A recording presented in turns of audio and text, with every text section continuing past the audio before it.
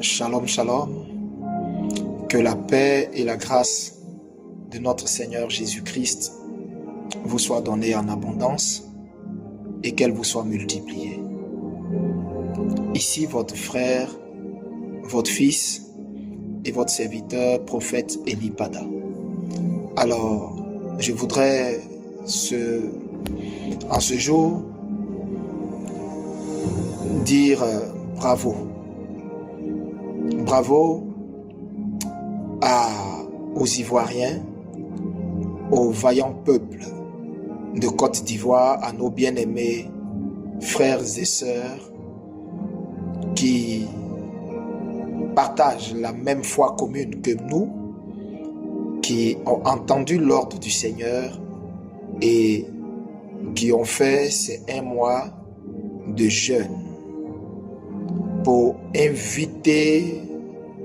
redonner sa place de roi, sa place de noblesse à notre Seigneur, notre Sauveur, Jésus-Christ de Nazareth. Vous savez, la Bible dit « Heureuse la nation dont l'Éternel est le Dieu ». Une nation sans Dieu est une nation sans âme. Une nation sans le Seigneur Jésus-Christ est une nation qui est perdue à l'avance. C'est Jésus-Christ qui est la vie de la nation. C'est pourquoi une nation dans laquelle le Seigneur n'est pas roi, c'est la mort spirituelle qui règne dans cette nation. C'est la distraction qui règne dans cette nation. C'est la division, la désunion qui règne dans cette nation. C'est la pauvreté à échelle galopante et grandissante qui règne dans la nation. Mais toute nation où le Seigneur Jésus-Christ est Dieu, cette nation est prospère. Cette nation est vivante. Cette nation est puissante. Et c'est la raison pour laquelle nous avons fait ce moment de jeûne le 1er novembre jusqu'au 30 novembre, c'est-à-dire hier passé. Et je vous remercie tous, vous tous qui avez répondu à l'appel de ce jeûne. Vous qui êtes rentrés dans ce temps de pénitence, qui avez laissé tout ce que vous aviez initialement prévu et qui vous êtes livrés corps et âme dans ce jeûne, qui avez prié pour la Côte d'Ivoire, pour donner et dédier la Côte d'Ivoire à notre Seigneur Jésus. Je vous remercie tous. Et le Seigneur est fier de vous. Vous savez, il aurait été préférable que toute la nation dans son entièreté fasse ce jeûne, à savoir le nord, le sud, l'est, l'ouest et le centre. Si toute la nation faisait ce jeûne, c'était encore plus merveilleux. Mais vous savez, Dieu en a décidé que ce soit vous qui avez fait ce jeûne, qui avez entendu son appel et qui êtes rentrés dans l'esprit de ce jeûne qu'il avait fait. À ceux qui n'ont pas fait ce jeûne, qu'est-ce que je peux bien vous dire? Je suis navré que vous n'ayez pas compris l'appel de la nation qui a soif de son Sauveur, de son Seigneur. L'époque du prophète Kakou Sévérin, l'époque du prophète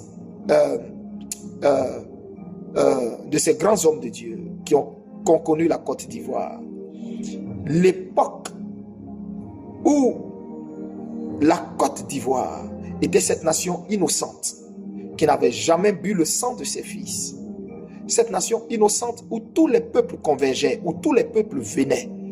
Et pour eux, la Côte d'Ivoire était leur Eldorado, parce que quand les gens de la sous-région, on leur disait même de choisir un pays où aller, où les récoltes étaient incroyablement abondantes, où il y avait cette cohésion sociale où les Ivoiriens de tous bords, du nord, du sud, pouvaient manger ensemble. La Côte d'Ivoire était un paradis à son époque. Et vous savez, parce que le père fondateur de la Côte d'Ivoire avait cherché à aussi tisser des alliances avec le Seigneur pour que la Côte d'Ivoire tienne et soit une nation bénie. D'autres personnes sont venues en Côte d'Ivoire, ont brisé toutes ces alliances que la Côte d'Ivoire avait avec son Dieu et ont élevé des autels de Baal, d'Astarté, des autels de Jézabel, des autels de pédophilie, des autels d'homosexualité, des autels d'abomination, des autels de débauche dans la nation, au point d'étouffer, d'éteindre l'autel de Dieu dans la nation.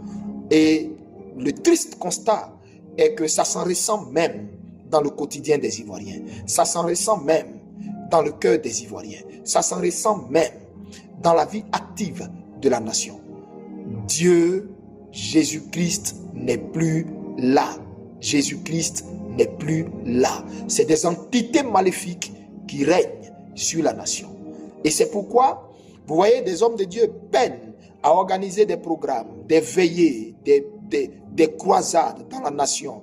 Mais quand vous regardez la nation, vous ne voyez aucun réveil. Vous ne voyez même pas la répercussion de toutes ces croisades, de tous ces gens qu'ils invitent en Côte d'Ivoire, qui défilent ici pour des programmes. On ne voit rien parce que la nation est lourde. La nation a bu le sang de ses fils. La nation a bu le sang des bœufs, le sang des veaux, le sang des agneaux, le sang des albinos, le sang des femmes enceintes. La nation a été complètement pervertie. Et des dieux maléfiques ont commencé à se mettre au-dessus de la Côte d'Ivoire, rendant l'atmosphère du pays lourde, rendant la nation entière lourde, rendant le peuple de Côte d'Ivoire complètement à l'ouest de sa réalité, complètement hors, déconnecté de sa réalité. Un peuple qui est opprimé, oppressé, spolié, à qui on arrache tout, qui pleure, qui crie son ras-le-bol dans sa chambre, sur son oreiller, mais incapable de se lever, incapable de sortir, incapable de dire assez c'est assez, incapable de dire il y en a marre, trop c'est trop. Vous voyez, parce que le peuple est sous le poids d'une malédiction, mais grave, sous le poids de dieux égyptiens, de dieux indiens, de dieux étrangers, de démons vampires qui la sévissent. Et frère, tout ceci empêche la gloire de Dieu d'éclore dans notre nation. Voici pourquoi le Seigneur m'a dit, Élie, dit à la nation entière d'entrer dans un jeûne d'un mois à partir du 1er novembre jusqu'au 30 novembre pour dédier la nation à Dieu par le jeûne, par des supplications. Demandez au Saint-Esprit de venir prendre la place de roi qui lui était premièrement dédiée, en de sorte à ce que on sente l'atmosphère de la nation légère, on sente l'économie de la nation bouger, on sent l'atmosphère spirituelle de la nation bouger, on sente les vibrations spirituelles de la nation bouger. C'est la raison pour laquelle nous sommes rentrés dans ce jeûne. Donc c'était un jeûne important. Je vous le dis, de tous mes voeux, j'aurais voulu que tous les Ivoiriens comprennent la nécessité de ce jeûne et le faire. Mais, vous savez, Dieu disposant toutes choses, il a voulu que ce soit vous qui avez entendu ces cris qui fassiez ce jeûne. Que Dieu vous bénisse, vous qui avez fait ce jeûne. Vous avez été, à travers ce jeûne, été sélectionné par Dieu pour vivre dans cette nouvelle Côte d'Ivoire, pour vivre dans cette nouvelle nation qui est en train de naître et voir le réveil spirituel, la répercussion de votre temps de jeûne et de prière qui a duré 1 mois. Vous avez été sélectionnés par Dieu, vous et vos familles, vous et tous les vôtres. Vous avez été marqués dans ce moment de jeûne. Que Dieu vous fortifie, qu'il vous bénisse, et merci infiniment à tous ces hommes de Dieu qui m'ont emboîté le pas, qui ont organisé des temps de prière pour prier pour la délivrance de la Côte d'Ivoire. La délivrance de la Côte d'Ivoire. Que Dieu vous bénisse. Et ceux également qui m'ont également suivi dans ce jeûne et qui y ont engagé leurs fidèles eux-mêmes. Que Dieu vous élève au centuple prophète. Que Dieu vous élève au centuple pasteur. Que Dieu vous bénisse au centuple pasteur. Oh, que Dieu rende votre nom grand. Que Dieu rende votre ministère grand. Je vous bénis et de tout mon cœur, que Dieu rende votre ministère grand. Pour votre humilité, pour votre esprit de sacrifice, pour votre esprit d'union. Que Dieu vous bénisse. Vous avez compris l'évangile. L'évangile, c'est ce que Paul a dit. Paul plante, Apollos arrose, et c'est Dieu qui vient faire croître. Ça veut dire, nous nous joignons main dans la main, ensemble. Quand un reçoit de Dieu, nous le soutenons pour que cela prenne forme. Vraiment, que Dieu vous bénisse. Je ne vais pas ici citer vos noms, mais on m'a envoyé quelques-unes de vos vidéos et j'ai été touché par votre humilité. J'ai été touché par l'humilité de ces prophètes qui ont prié, qui ont motiver les gens dans ce jeûne. Que Dieu vous bénisse. Je ne vais pas citer votre nom. Pour quelle raison? Simplement parce que si je cite votre nom, je vais vous attirer encore beaucoup d'ennuis. Parce que tout ce sur lequel je vais dire un mot, ça sera amener les ennemis de la nation, à orienter leur regard sur eux et à activer leur machine de persécution contre ces personnes. C'est pourquoi je ne cite pas vos noms, mais que Dieu vous bénisse au centuple. Tous les hommes de Dieu qui ont fait ce moment de jeûne avec leurs fidèles, tous les hommes de Dieu qui ont fait la libation d'huile, et tout le peuple hébreu, le peuple Hatchan dans son ensemble, qui a fait les dédicaces de nos os au Dieu Tout-Puissant, qui a redonné à Dieu la nation qu'il aime tant, qui est la Côte d'Ivoire. Soyez bénis, abondamment bénis, au nom de notre Seigneur Jésus-Christ. Alors, ceci étant, nous avons tous ensemble reçu beaucoup de choses dans ce moment de jeûne. Je sais que vous avez reçu, vous qui avez vraiment fait ce jeûne, je sais que vous avez reçu beaucoup de choses. Vous avez eu beaucoup de songes, vous avez eu beaucoup de visions. Dieu vous a parlé et cela vous a fortifié. Que Dieu vous bénisse. Nous avons tous reçu beaucoup de choses, mais je m'arroge le droit de ne plus dire quoi que ce soit parce que nous sommes de plein pied dans notre délivrance. Nous y sommes déjà. Et je vous l'ai déjà dit, la Côte d'Ivoire n'a à sa tête plus aucun président. La Côte d'Ivoire n'a à sa tête plus aucun président.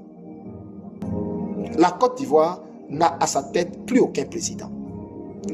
Depuis la date où le mandat du président déchu était arrivé à son terme, depuis la date où son mandat était arrivé à son terme et s'ouvrait le jeu démocratique, à savoir les élections, depuis ce jour, la Côte d'Ivoire n'a plus de président. Il y a vacation présidentielle au-dessus de la nation. Je répète, depuis le jour où son mandat a pris fin et s'est ouvert la date de la campagne, la Côte d'Ivoire n'a plus de président. Si vous voyez dans le monde spirituel, vous saurez ce que je suis en train de vous dire. La Côte d'Ivoire n'a plus de président. Parce que dans le monde spirituel, il n'y a eu aucune élection. Et dans le monde physique, il n'y a eu aucune élection. Il n'y a eu aucune élection. Il n'y a rien eu. C'est des gens qui veulent juste cacher leur honte. C'est tout. Et donc, spirituellement, en Côte d'Ivoire, nous sommes en transition. Je répète, en Côte d'Ivoire, en ce moment, nous sommes en transition. Je le redis encore une dernière fois. En Côte d'Ivoire, actuellement, nous sommes en transition. Et personne ne peut changer ça. Parce que c'est ce qui est. Vous comprenez? Vous comprenez? Alors, vous devez savoir que ce temps dans lequel nous sommes entrés est un temps de silence. Je répète, ce temps dans lequel nous sommes entrés est un temps de silence. Et j'en appelle ici à toute personne qui, dans ce temps de silence dans lequel Dieu est avec la nation, si tu as reçu quelque chose sur l'action de Dieu, tais-toi. Ne fais pas de vidéo pour en parler. N'en parle plus. Tais-toi. Prie simplement pour le peuple de Côte d'Ivoire. Prie pour le peuple de Côte d'Ivoire. C'est tout. N'en parle absolument pas. Et je le dis parce que vous allez me voir moi-même. Ne plus venir vous parler concernant le cas de la Côte d'Ivoire. Ce qu'on devait faire a été fait. Hier, le 30 novembre, ce qui devait être fait depuis le 1er novembre jusqu'au 30 novembre a été fait. Continuez de rester, tous les Ivoiriens, continuez de rester dans la prière, dans un élan de prière. Restez toujours dans la prière. Ne baissez pas les bras. Restez toujours dans la prière jusqu'à ce que nous voyions et vivions ces temps que le Seigneur nous a prédit, annoncé, ces temps de gloire. Alléluia. Que Dieu vous bénisse. Restez silencieux. Je voudrais dire aux prophètes, écoutez-moi, s'il vous plaît, restez silencieux. Ne parlez plus. Ne parlez plus. Ne révélez plus. Le temps où Dieu voulait qu'on parle, le temps où l'Esprit voulait qu'on parle, ce temps est fini. Maintenant, nous sommes dans le temps où, vous voyez dans la Bible, il y a eu le temps où les prophètes ont parlé. Et jusqu'à Malachie, et à partir de Malachie, il y a une page blanche qui se présente. Cette page blanche est une page de silence de Dieu. Après cette page blanche, on tombe immédiatement dans le Nouveau Testament, dans Matthieu, où entre en scène le Messie, notre Seigneur Jésus-Christ. Et c'est dans cette page blanche que maintenant nous sommes entrés à partir d'aujourd'hui, 1er décembre. C'est un silence spirituel. Est-ce que vous pouvez comprendre ce que je suis en train de vous dire? C'est un silence spirituel. J'en appelle à tous les prophètes. J'en appelle à toutes les personnes qui intercèdent et qui ont des songes, des visions. Taisez-vous. Ne parlez plus. Restez dans la prière. Suite à ces visions, priez pour dire à Dieu, accomplis ce que tu nous montres. Fais ce que tu nous as promis. Épargne ton peuple. Épargne ton peuple. Épargne la nation. Épargne ton peuple. Épargne les fils et les filles de la Côte d'Ivoire. Mais délivre-nous de la main de nos oppresseurs. comme tu nous le montres. Ne révélez plus rien. Comment ça va se passer? Comment ça va arriver? À quel moment ça va arriver?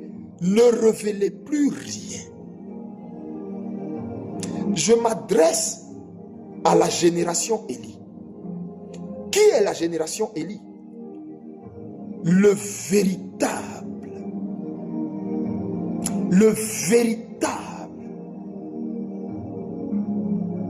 peuple de Dieu. Le véritable carquois prophétique de la nation. Les vrais prophètes. C'est eux, la génération Élie. Et pourquoi la génération Élie? La génération de ceux qui ne fléchissent pas à genoux devant Baal, qui ne fléchissent pas à genoux devant Astarté, qui ne fléchissent pas à genoux devant Jézabel, qui ne mangent pas à la table d'Akab. La génération Élie, la génération de ceux qui haïssent le péché, de ceux qui ont en horreur l'abomination, de ceux qui ont en horreur la corruption dans laquelle on veut plonger la nation. La génération Élie, la génération de ceux qui parlent, qui dénoncent, de ceux qui ont compris que leur vie est un sacrifice, une offrande au Dieu Tout-Puissant. La génération Élie. Ne parlez plus. Taisez-vous. Vous avez des songes, vous avez des visions. Vous avez la pensée de Dieu. Taisez-vous. Écoutez ma voix. Taisez-vous. Nous sommes dans un temps où Dieu veut que les prophètes se taisent. Écoutez ce que je suis en train de vous dire. Nous sommes dans un temps où Dieu veut que les prophètes se taisent. Ne parlez plus. Ne parlez plus. Ne révélez plus. Taisez-vous. Le combat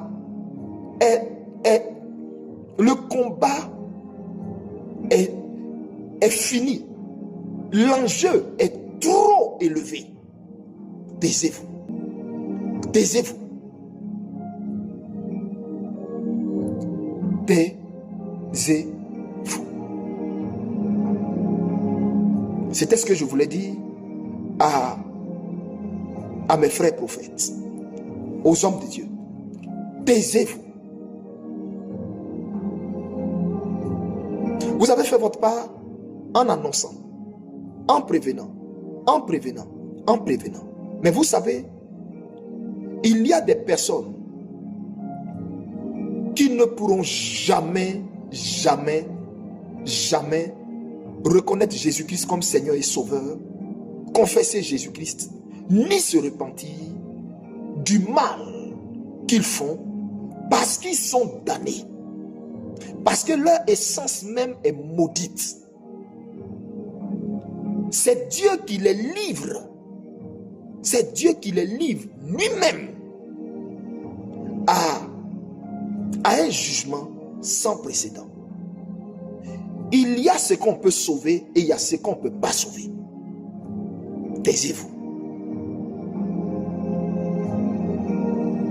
Je sais que vous m'avez entendu. Dieu vous bénisse. Alors, je voudrais ici partager une révélation avec nos frères corps habillés. À tous les corps habillés de la nation, à tous les hommes d'armes de la nation, généraux, soldats de rang, jusqu'aux plus petits, dans l'armée. Vraiment, il y a quoi à vous. Ce que le Seigneur m'a fait voir, vous concernant, est vraiment choquant. Dois-je me taire? Dois-je le dire? Comme je suis pour la nation. Je veux vous sauver. En vous, révélant ce que Dieu m'a fait voir. Libre à vous de croire en ce que je dis, comme libre à vous de le rejeter. Mais écoutez-moi très bien. Je vous raconte une vision. Vous savez, dans une vision, ça peut ne pas être comme ça peut ne pas être comme elle est présentée dans la vision, mais l'idée et le cœur de la vision reste le même, ou autant pour moi, la même. Voici ce que le Seigneur m'a montré. L'Esprit m'a pris, il m'a amené au niveau de l'état-major des armées. Et j'ai vu, au niveau de l'état-major des armées, j'ai vu votre réfectoire, un lieu où vous partez manger, où vous vous réunissez tous, et c'est un endroit convivial où il fait bon vivre, où vous partez manger, et où vous bavardez, vous parlez de tout et de rien. Et des tables sont disposées et vous partez manger. Et qu'est-ce que le Seigneur m'a montré? Après que j'ai vu ce lieu, on m'a montré, on avait servi des plats. Et je voyais les gens manger, bavarder et tout, et tout. Et le Seigneur me reprend et il m'amène dans un autre endroit. Et cet endroit-là, bizarrement, c'était un endroit qui ressemblait à un abattoir, mais ce n'était pas l'abattoir de Port-Bouilly. Oui, j'ai clairement vu, ce n'était pas l'abattoir de Port-Bouilly. C'était un autre abattoir. Je ne sais pas c'est où, mais c'était un autre abattoir, mais qui n'était pas l'abattoir de Port-Bouilly. Et là-bas, qu'est-ce que je vois? J'ai vu tout un lot de bœufs. Tout un lot de bœufs vivants. Je les ai vus, mais c'était des milliers. Ils quittaient, comment on appelle, par le chemin de fer, certains pays, et ils venaient en Côte d'Ivoire pour ravitailler nos différents marchés. Et donc ces bœufs, il y a une partie que j'ai vu le ministère de la Défense de la Côte d'Ivoire prendre, c'est-à-dire recueillir pour mettre dans cet abattoir que j'ai vu là. Et le reste va dans les marchés et tout, dans les abattoirs, et pour que cela serve la population. Et donc, ce lot que j'ai vu, le ministère de la Défense de la Côte d'Ivoire mettre de côté, dans ce lot-là, je vous ai dit c'était des milliers. Dans ce lot-là, j'ai vu des gens en noir, en capuche, des gens qui étaient habillés de tout noir vêtus. Je précise que les images dans une vision peuvent ne pas, c'est-à-dire, Dieu donne des illustrations, mais en fait, il y a le cœur du message. Écoutez bien ce que je dis. Donc, j'ai vu des personnes qui étaient de tout noir vêtues, et j'ai vu le ministre de la Défense, là, le frère du président déchu, son frère, je l'ai vu, il était là, et j'ai vu des gens, mais qui n'étaient pas des corps habillés, et qui ne ressemblaient même pas à des bouchers. Parce que quand je les ai vus là, leur accoutrement, et puis tout ce que j'ai vu sur eux, ils ne ressemblaient pas à des bouchers. C'était des gens qui font des rituels, des incantations. Et je les ai vus, ils étaient en train de faire des incantations sur tout le troupeau de bœufs qui était réservé pour nos forces armées, qui doit être distribué dans toutes les casernes.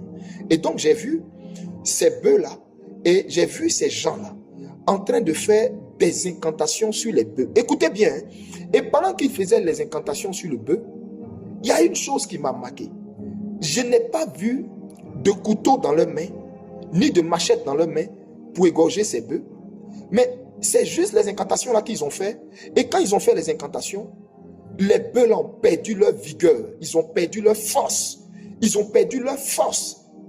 Un coup, et ils sont tous tombés comme ça. Un coup, quand ils ont fini l'incantation, quand ils ont fini les incantations là, les bœufs sont tombés tous un coup. Boum. Et je regarde, Les bœufs sont tombés un coup, se vidant automatiquement de leur force. Et je constate que ils sont morts sur le champ, sans avoir été égorgés. Ils ont perdu la vie là. Mais avant de perdre la vie, ils ont été vidés de leur force, vidés de leur énergie, vidés de ce qui fait leur vigueur en un coup. Et ils sont tombés comme ça. Boum. Eux tous ensemble, hein? Eux tous. Sur le champ, morts, raides là. Et je m'approche, je regarde. Aucun souffle en eux. Ils étaient couchés là. On les a mis égorgés. Ils ont fait 1 jour, 2 jours. Et c'est au 3e jour, les mêmes qui ont fait les incantations avec ce ministre que j'ai vu. Ce ministre est idolâtre et pourquoi est-ce que je dis idolâtre? Parce que Dieu m'a montré certaines choses concernant cette personne. Hein. Mais c'est terrible en fait. C'est terrible. Les gens pensent que c'est le président déchu Alassane Dramane Ouattara qui gère le pays, mais ce n'est pas vrai. Je vous fais une révélation de taille. Celui qui dirige mystiquement, sataniquement le pays et qui a mis le pays sous un embargo spirituel terrible, c'est son frère qui est à côté. Mais c'est un assoiffé de sang et de tout ce qui est fétiche et rituel. J'ai vu ça clairement. Lui et la femme de M. Alassane Dramane Ouattara. Et donc, je reviens à la vision. Et donc, je vois au 3e jour, on regarde, on prend ils viennent, ils constatent que les bœufs là sont complètement morts, mais en train d'entrer comment on dit, en décomposition, et on les égorge maintenant, on les dépaisse. Et j'ai constaté que quand on les a égorgés, il n'y a eu aucun sang, puisque tout était coagulé en eux. Ils étaient morts, comme pour parler comme nos frères musulmans, Djoufa. Voilà, c'était comme ça.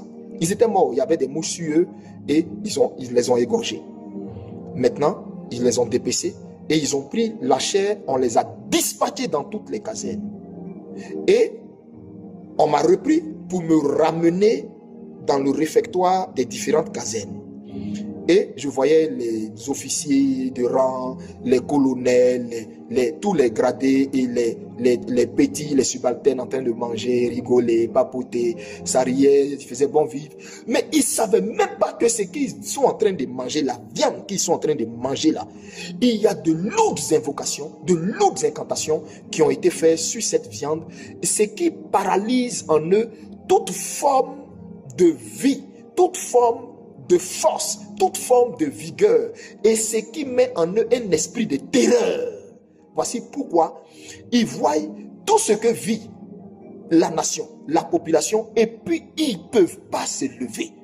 C'est pas que ça leur plaît, mais ils peuvent pas parce que ils savent même pas comment ils sont possédés, mais endormis, envoûtés, étouffés, morts spirituellement. Vous voyez, de toute façon, les bœufs étaient tombés, bouf. C'est comme ça. Tous nos corps habillés sont vidés de leur substance naturelle, de ce qui fait des hommes, de ce qui fait qu'un homme peut dire non. Ils sont vidés. Mais j'ai vu de lourdes incantations. Ils sont vidés. Ils sont vidés. Ils sont vidés. Et ce que je vous dis là, il y a d'autres corps habillés chrétiens à qui Dieu a révélé ça, mais Dieu ne leur a pas révélé la pertinence, les détails de la révélation que moi je suis en train de vous dire. Dieu leur a juste dit, ne mangez plus au réfectoire là-bas, dans les casernes là, ne mangez plus la nourriture qui vient de là-bas. Il y a des corps habillés chrétiens à qui Dieu a dit ça. Et ce qu'il dit là, ils peuvent même le témoigner quand ils vont voir cette vidéo. Et voici la raison pour laquelle beaucoup de chrétiens ne savent pas pourquoi Dieu leur a dit, les corps habillés chrétiens, de ne plus manger dans le réfectoire. Voici la vraie raison. Parce que ils sont tués spirituellement. Ils sont tués, c'est-à-dire, mais les invocations que les gars là faisaient là. Et je voyais à côté le ministre de la Défense là. Et c'est comme ça que ça se passe. Frères, priez pour nos frères qui sont dans l'armée. Priez pour nos frères qui sont dans l'armée. Vraiment, priez pour eux. Ils sont envoûtés. Ils sont envoûtés. Leur conscience est endormie. Leur conscience est endormie. Leur force, ce qui fait un garçon, est endormi.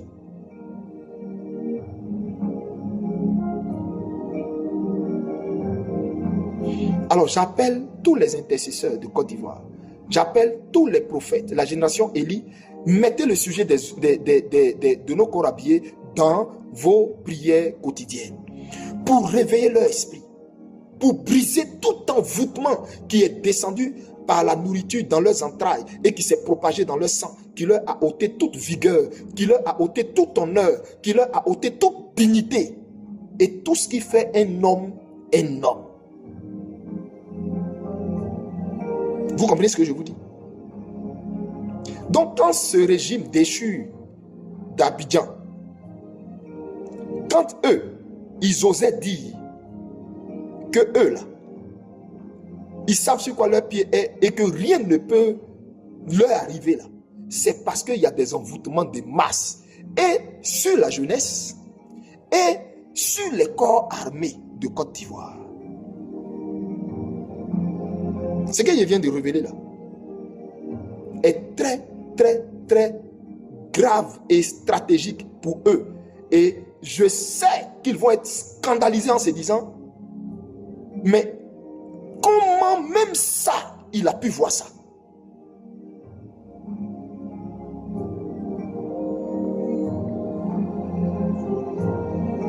À mon Dieu, toute la gloire. Parce que de moi-même, je n'ai aucune capacité. Mais sachez que les réunions que vous faites là, mon Dieu m'a déjà emporté 2 fois à vos réunions. Quand j'étais dans la salle, je vous ai vu vous tous. Je peux décrire vos vêtements. Je peux décrire vos vêtements.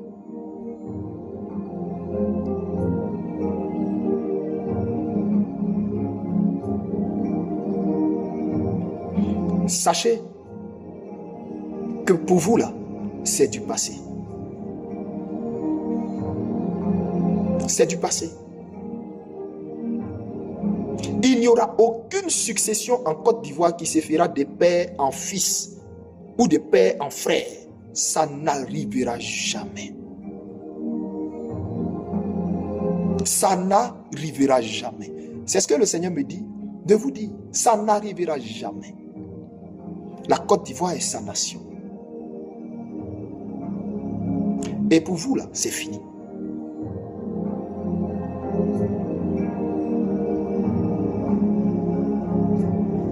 On verra bien. La suite nous dira bien. Mais je reviens sur ce qu'est votre sort. Le Seigneur ne m'a jamais dit que c'est à la date du 20, c'était à la date du 25 octobre que vous serez pris. Vous ne pouvez me produire une seule vidéo où j'ai dit le 25, où il n'y a pas eu élection là. C'est à cette date que vous serez pris. Jamais je n'ai dit ça. Quand je parle de la part du Seigneur, je suis précis, je suis cohérent, je sais de quoi je parle. Je sais ce qu'il me dit. Et je sais ce que je tais. Vous, celui qui fait ses incantations sur ces viandes distribuées dans les casernes, son sort me va faire pitié.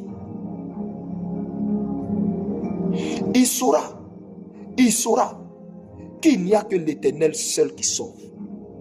Et que quand quelque chose n'est pas pour toi, ça ne te reviendra jamais. Je vous ai déjà dit, Ivoirien, Dieu vous a déjà choisi votre président. Dieu vous a déjà choisi votre président. Vous m'entendez? Dieu vous a déjà choisi votre président.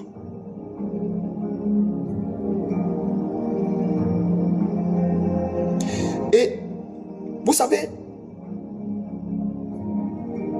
si ce pouvoir-là,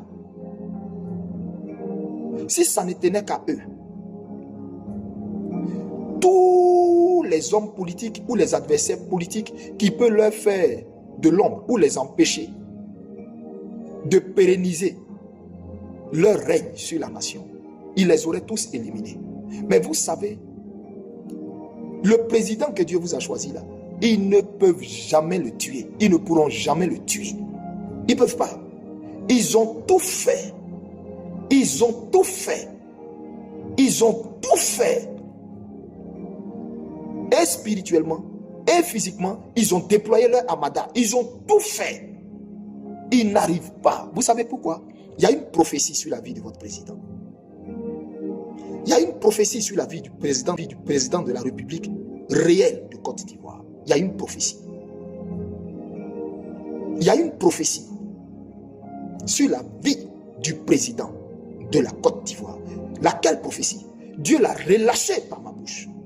Et vous savez, quand il y a une prophétie sur un homme, la prophétie devient comme un magnétisme qui enclenche un bouclier de sécurité. Et parce qu'il y a une prophétie sur sa vie, aucun mal ne peut lui être fait jusqu'à ce que le trône qui lui est réservé lui revienne. Dieu a vu les souffrances de cet homme, tout ce par quoi il est passé, toute l'humiliation, toute la honte qu'il a connue, les moqueries qu'il a connues, ou des personnes pour qui il a été en bénédiction, le vilipendent, le traîne partout, n'importe comment. Dieu a vu son cœur. Et ce qui m'a encore choqué, Dieu m'a montré dans une vision le cœur de cet homme. J'ai vu le cœur de cet homme. Et je n'ai vu dans le cœur de cet homme aucune sorte de haine.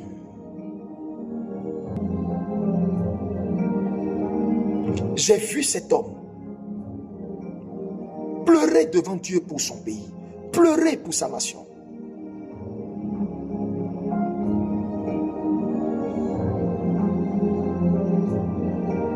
Frères et sœurs, j'ai vu la Côte d'Ivoire prospérer sous le magistère de cet homme, mais atteindre des sommets. De la même façon, le Burkina est fier d'avoir Ibrahim Traoré à sa tête. Mais Dieu vous a choisi quelqu'un. Dieu vous a choisi quelqu'un.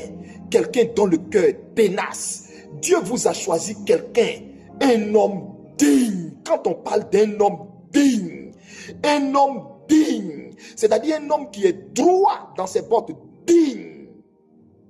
Mais quand je vous dis digne, un homme dont les genoux ne fléchissent pas. Si ce n'est devant Dieu seul. J'ai vu ça. Je ne dis pas, je n'en dis pas plus. Et pourquoi? Parce que le Seigneur ne me met pas à cœur d'en parler encore plus. Je suis soumis à un maître. Je le suis. Gardez votre calme.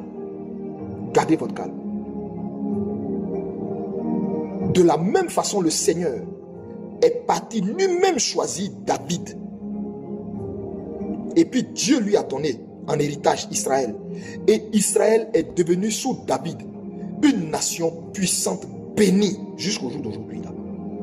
Redoutée, respectée, crainte. C'est comme ça Dieu lui-même vous a fait un choix, mais qui est béni. Je suis Élie Pada, envoyé de Dieu très haut. Et puis je vous dis, la Côte d'Ivoire, vous allez bénir Dieu. Vous allez bénir Dieu dans peu de temps. Dans peu de temps. Dans peu de temps. Dieu vous a choisi un homme qui va unifier, réunir toute la Côte d'Ivoire. Toute la Côte d'Ivoire plurielle. La Côte d'Ivoire que vous connaissiez par le passé là. Cet homme-là va à nouveau refaire ça. Mais plus que ça.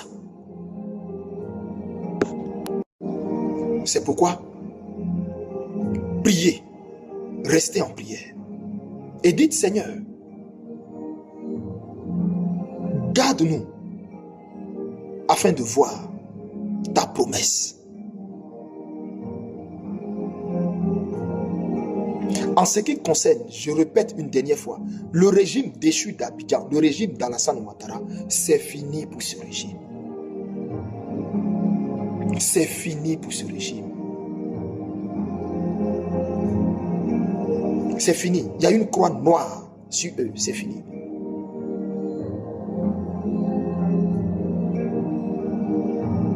C'est fini.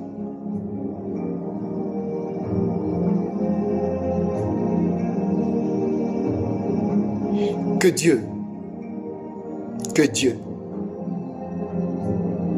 vous bénisse.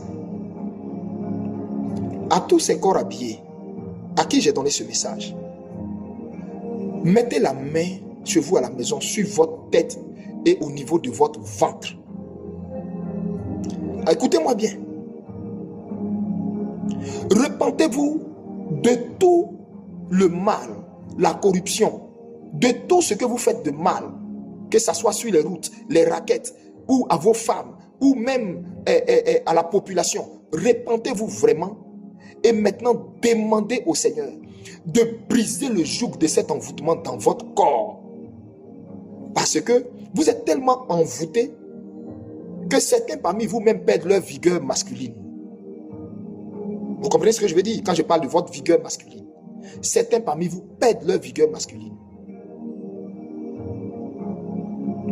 Et ce même régime-là, déchu d'Abidjan, le régime d'Alassane Ouattara, a pour objectif, a pour plan d'éliminer tous les chefs de guerre. Et là, je m'adresse à eux tous. Ils veulent, ils n'ont qu'à prendre. Ils veulent, il ne faut pas, ils vont prendre. Mon rôle est de vous avertir. Moi, c'est ce que je ne fais que faire. Je ne fais que dire. Mais il a pour objectif d'éliminer tous les chefs de guerre là, parce qu'il sait que si ceux-là, il ne les élimine pas, il ne pourra pas avoir de passation pour que celui à qui lui veut donner après lui là, prenne. Il sait ça très bien. Donc, qu'est-ce qui va être fait? Des empoisonnements massifs par des poisons inodores, incolores. Inodores, incolores. On va inviter, ils vont faire des cérémonies, il y aura des cérémonies où on va inviter tout le parterre du gouvernement, tout le parterre de l'armée, etc., les hauts gradés de l'armée. Et puis, ces empoisonnements-là vont se faire. Actuellement, même où je parle, il y en a même parmi ces hauts gradés de l'armée qui sont empoisonnés, c'est-à-dire leur corps, leur nez les lâche. Il y en a qui ont commencé à constater qu'ils ont des problèmes de nerfs. Ils n'arrivent même plus à attraper Kalash pendant de longues heures. Ce que je dis là, beaucoup de corps habillés sentent ça dans leur corps. Il y en a qui n'arrivent plus à attraper, c'est-à-dire ils attrapent, hein, mais ils sentent que c'est comme si, au fait, la vigueur qu'il y avait dans leur... Parce qu'en fait, ils sont empoisonnés. Il y a une élimination, une épuration pure et simple qui est en train de s'orchestrer au niveau de vous, l'armée là. C'est pourquoi avant de parler, j'ai dit, Eli Pada dit des choses pour vous sauver, c'est tout. Je vous dis ça pour que vous, à votre niveau, vous preniez les mesures spirituelles et pour vous protéger vous-même, et physiques pour vous protéger. Vous prenez les mesures physiques pour vous protéger. Parce que beaucoup sont déjà victimes d'empoisonnement. Plusieurs hauts gradés de l'armée, là, plusieurs. Il y en a qui ont commencé à perdre leurs cheveux, il y en a qui ont commencé à ne plus avoir de force. Il y en a, curieusement, ils sont pourtant très athlétiques, ils ont commencé à se retrouver diabétiques. Ils ont commencé à trouver que leur glycémie a un problème. C'est des poisons. C'est ce que je vous dis là. Moi, je ne suis pas en train de vous parler, je ne suis pas analyste politique. Hein. Je suis en train de vous dire ce que Dieu m'a dit. On a fait un long mois de jeûne. Mais il y a beaucoup de choses que je ne dis pas, que je ne veux pas dire, que je tais. Mais pour vous sauver, vous, comme vous êtes des pères de famille aussi, des époux aussi. Donc c'est pourquoi je vous dis, plusieurs parmi vous vous êtes pleins, sont empoisonnés. Hein. Pleins sont empoisonnées.